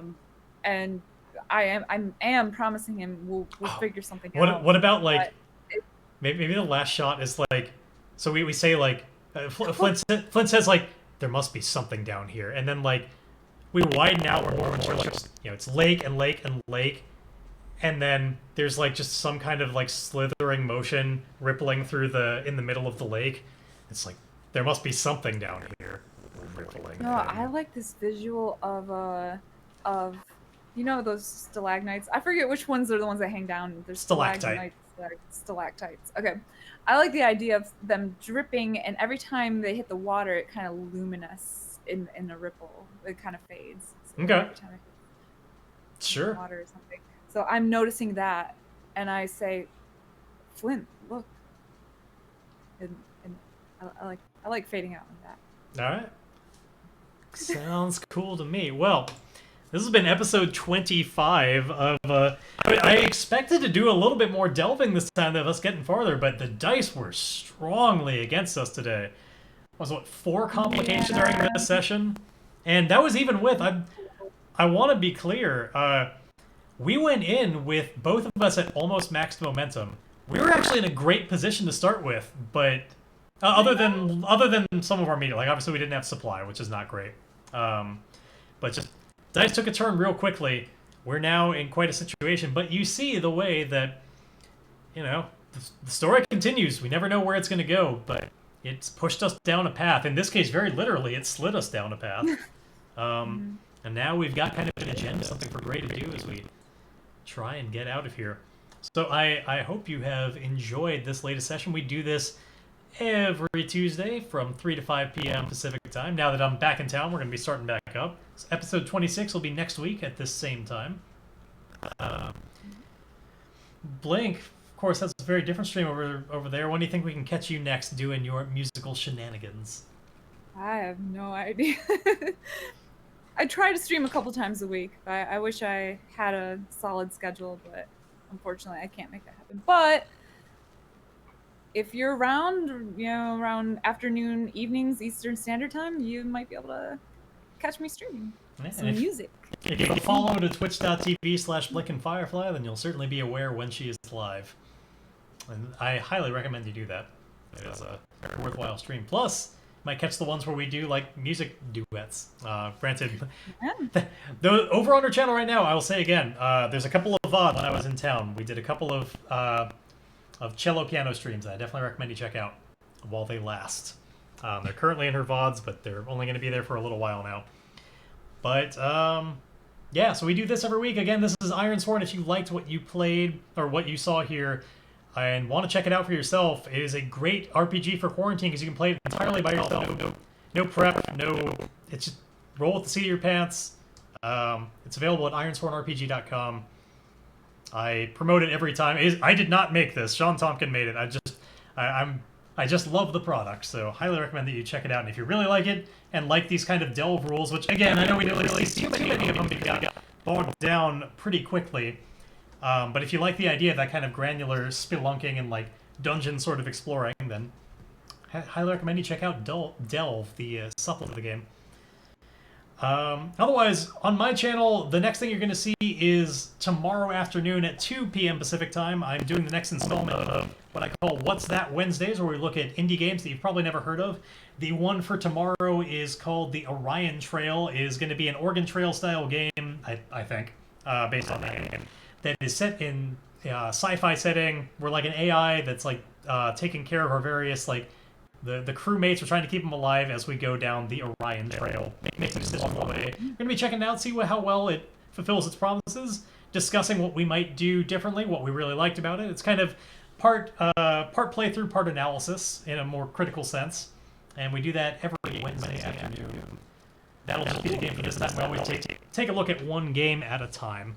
And with the viewers' help, we decide what will be the following Wednesday. So anyway, hope to see you there for that. That'll be the next stream here. Otherwise, it's time. Awesome. Oh, can't wait for it. We definitely need viewer help to make our decisions along this Orion Trail. And yeah, hope to see you guys around for the next stream. And as always, if you're playing your own Ironsworn games, tell me about the details. I want to know what kind of... These games can go in very different directions. I want to know what kind of characters you're doing. What's your world like? How have the dice treated you unfairly? What's happened interestingly as a result? Tell me all about it. The best place to do that is probably on my Discord. Anyway, I'll see you all around, and yeah, see you everybody. Bye.